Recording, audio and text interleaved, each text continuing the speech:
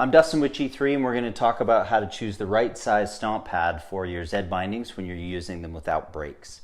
So first thing, make sure your ZEDs are mounted with the standard stomp pad that came with the binding, and then go ahead and install the boot with the heel in ski mode.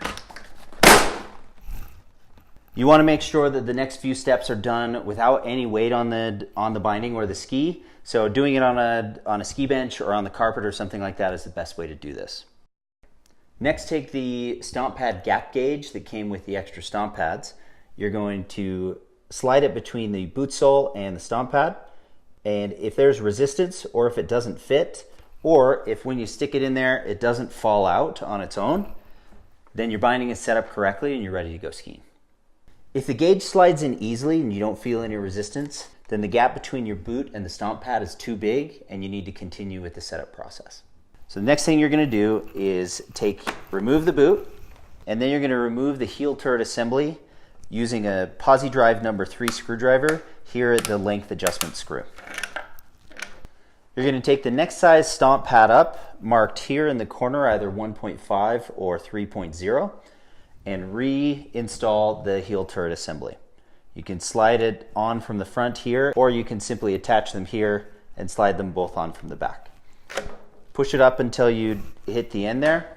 Take your posi 3 and using that same length adjustment screw, get it to where it just starts to engage. Then you'll take your boot, reinstall it with the heel in ski mode.